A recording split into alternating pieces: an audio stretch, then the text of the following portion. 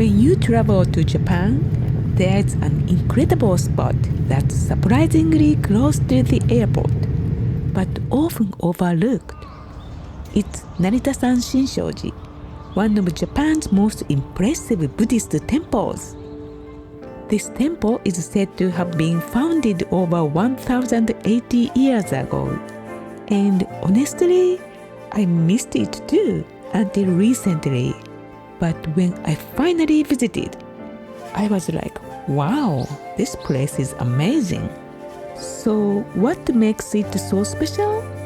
In these two Narita-san episodes, I'll take you deep into Narita-san, from its powerful main deity and legendary origins to its beautiful landscapes, historic buildings, Edge ones are dragging. stories 待って、じゃあこれがお話になってるんです。 carved into its walls, すごいいっぱい many monks. and even a peaceful pond where you can meet some little friends along the way.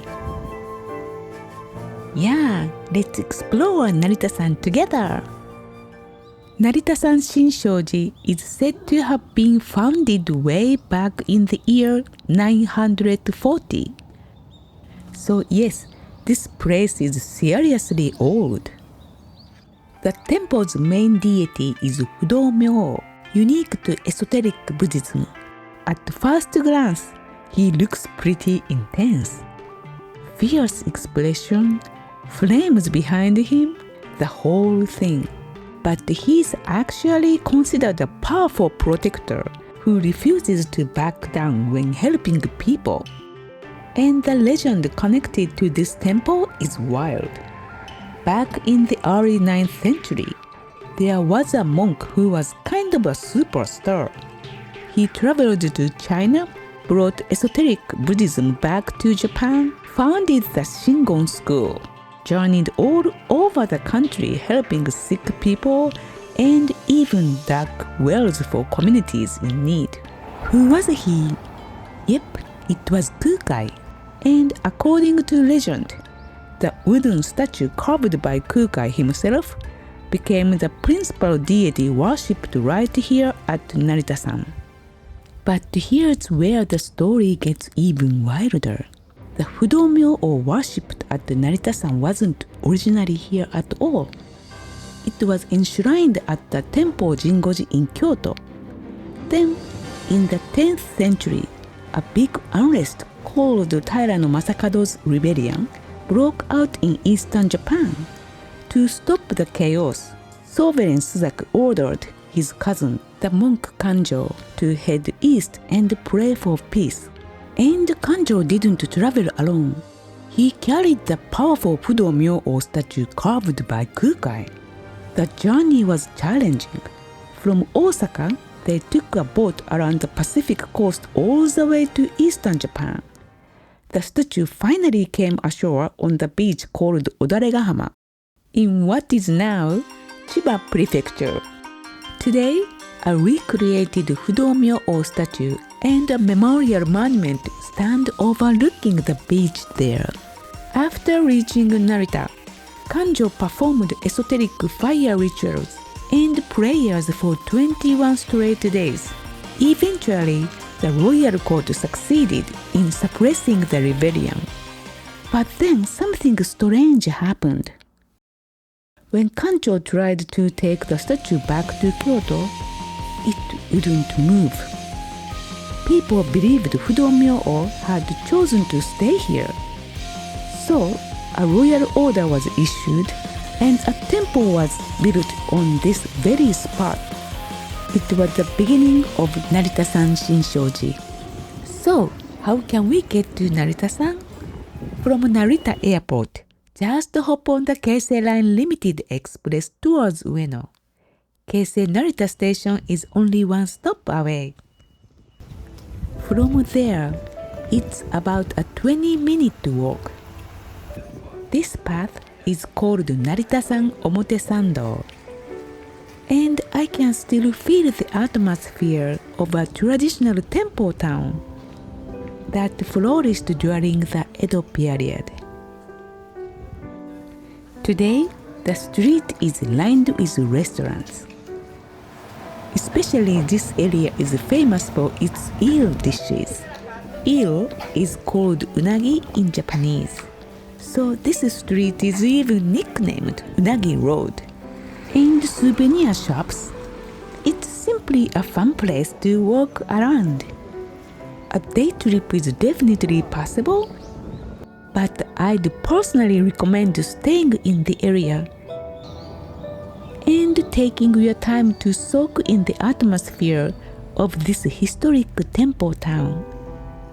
I stayed at Wakamatsu Honten, just steps from the temple, and my quiet morning stroll around Narita-san was one of the highlights of the trip.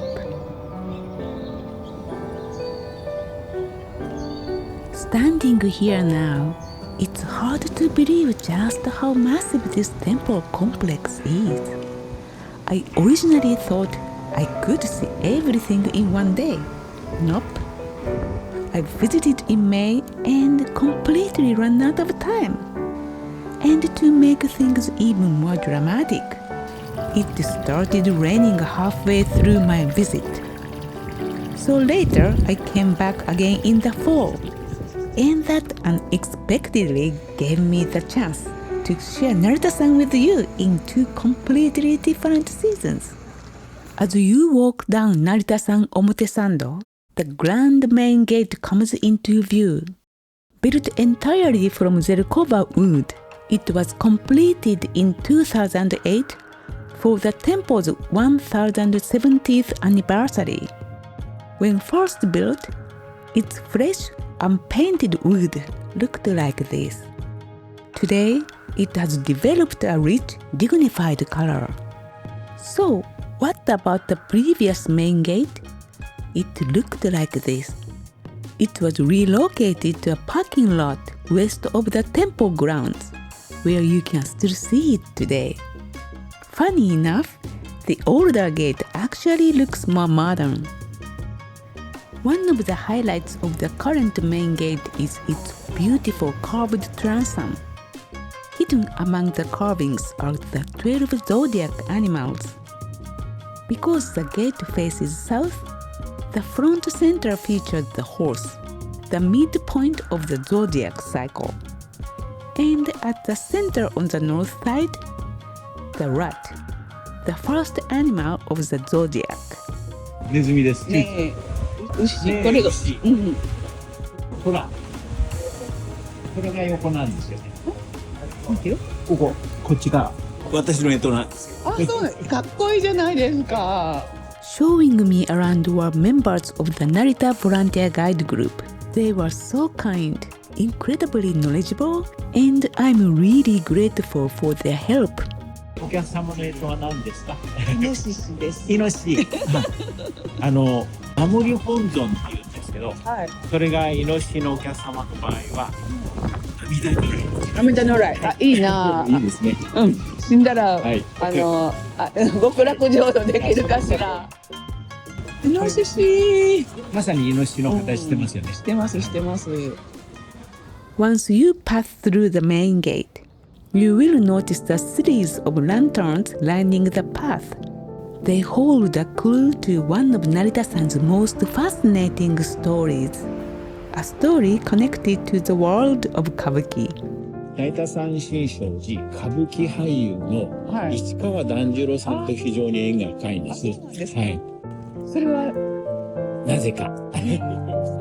Our story takes us back to late 17th century Edo, present-day Tokyo, where a hugely popular kabuki actor was making waves.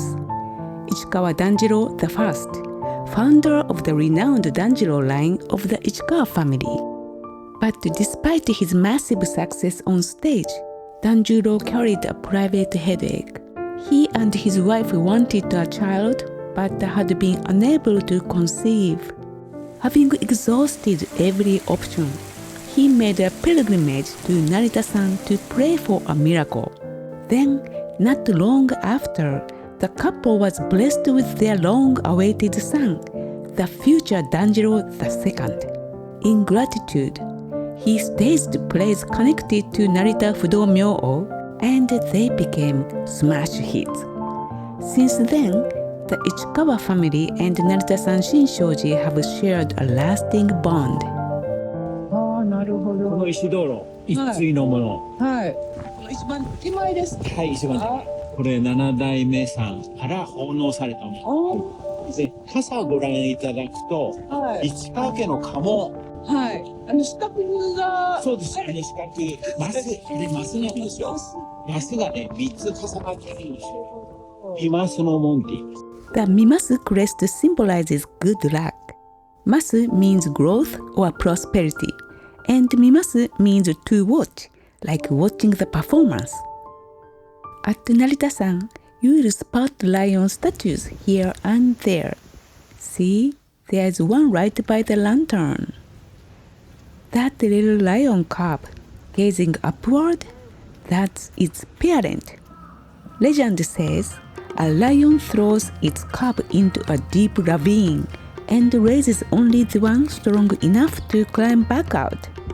In other words, it's a symbol of giving children hardship and challenges to help them grow. I heard that visitors stack these stones, wishing for children strong enough to overcome any obstacles. Following the path ahead, a stone staircase awaits. Now, do you notice anything unusual about these steps? Take a look. This staircase has 17 steps, but they are completely seamless, no joints at all, because it's carved out of one massive piece of granite. Absolutely stunning. This is the Neo Gate, named after the powerful guardian statues that protect Buddhist teachings and the temple. To the right stands Naraen Kongo. To the left is Mishak Kongo. Notice their contrasting expressions. One is the open-mouthed Ayo figure, while the other is the closed-mouthed Ungyo figure. Together, they symbolize the beginning and the end, or the whole universe. On the back side of the gate, guardian deities Komokuten and Tamonten also stand watch, protecting the Buddhist world. Now, here is a question. What do you think is written on this huge red lantern? Any guesses? It says Uogashi. Oh, Uogashi. Wait, that means fish market, doesn't it? So why would a Buddhist temple have a lantern that says fish market? Well, Uogashi was also the name of the bustling fish market district in Old Edo. The fish merchants there were devoted supporters of Narita-san and maintained a long tradition of donating lanterns to the temple. In fact, a large lantern marked Uogashi can already be seen in an 1859 illustration of Narita-san by Hiroshige II. That gives us a glimpse of just how deeply Narita-san was loved by the people of Edo. As you pass through the Neo Gate, a peaceful and calming scene comes into view. On both sides of the bridge, cool, tranquil water creates a refreshing atmosphere. This pond is known as Neo Pond. Take a look closely. Something is swimming beneath the surface. Can you spot it?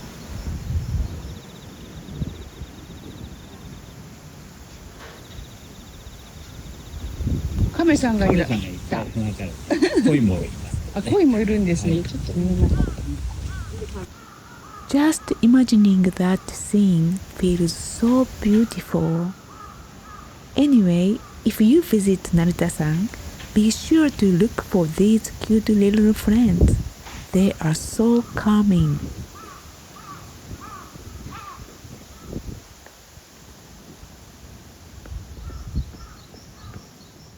Now we will make our way up the staircase, passing stone lanterns, guardian lions, and a statue of Fudomyo-o. Oh, notice something? Unlike the massive single stone staircase we saw earlier, these steps have a visible joint running through the middle. In autumn, golden leaves carpet the ground and float across the pond, giving it an almost dreamlike feel. And as we continue up these steps, the great main hall begins to appear. このこのお線香の煙を浴びてはい。心を清めていただくというのを、どうぞよかったら、はい煙がこっちになるので、はい。私のカメラも清められた。 The great main hall is the heart of the temple, where its most important Goma fire ceremonies are held. It may look traditional, but it was actually built in 1968. The three-story pagoda next to it, however, is much older. It dates back to 1712. It may not be the tallest or biggest structure here, but its rich colors and graceful presence make it impossible to overlook. Have you noticed all those golden faces peeking out from under the roofs? They are not just decorations. Each one represents a different creature. Right below the first roof are dragons. In Japan, dragons are considered water deities and have long been believed to protect buildings from fire. Below the second roof, you will see Kirin alongside dragons. Legend says Kirin is a living icon of peace and compassion.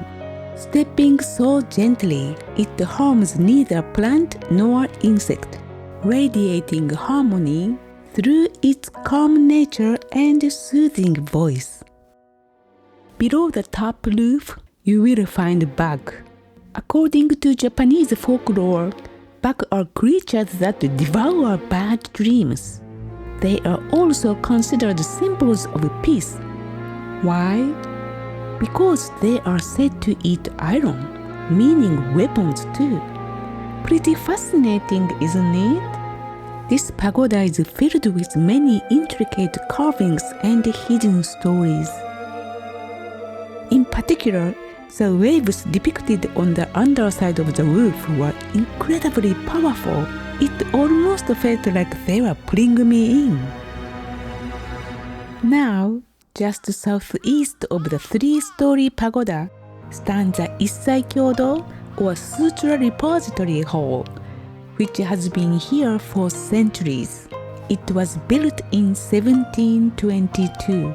When I visited in May, I actually took shelter from the rain under its eaves. Oh, there's another bug here. You can really see it up close from this angle.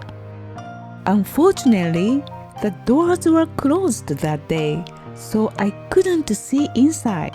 But when I came back in November, it was open. Yes, the carvings here are beautiful too. And amazingly, this hall is said to house around 2,000 volumes of Buddhist sutras. An Issai-kyo, which is the name of this hall, is a complete collection of Buddhist scriptures, bringing together the kyo, the teachings of the Buddha, the ritsu, the rules for monks and practitioners, and the ron, texts that explain and interpret those teachings. This is a scripture storehouse with a rotating bookshelf called a rinzo. When you push it, it turns, and it's believed that simply spinning it brings the same merit as reading the sutras. These days, we can't go inside, but my guide told me that when he was a child, he could go in and spin it many times. He accumulated so much good karma as a kid. On the left side, we see statues. The central figure is Fudaishi, a Buddhist layman from ancient China, believed to have invented the Rinzo. Beside him stand his two sons, who are honored here as well. Right next to the Sutra Repository Hall is the bell tower. Surprisingly, it's older than the other two buildings. It was built in 1701. I've never seen such a colorful, intricately decorated bell tower. The way the temple bell is rung is also unique. It struck 21 times in the morning, 12 times afternoon, and 11 times in the evening. In the morning and evening, it's said to ring in alternation with the smaller bell at the Prince Shotoku Hall just below. For more than 3 centuries, this bell has echoed through Narita-san's grounds, marking the rhythm of temple life day after day. But to truly experience Narita-san, I discovered that you have to stay the night. In the next episode, I will take you to a historic inn just outside the temple, where I walk to the sound of these very bells.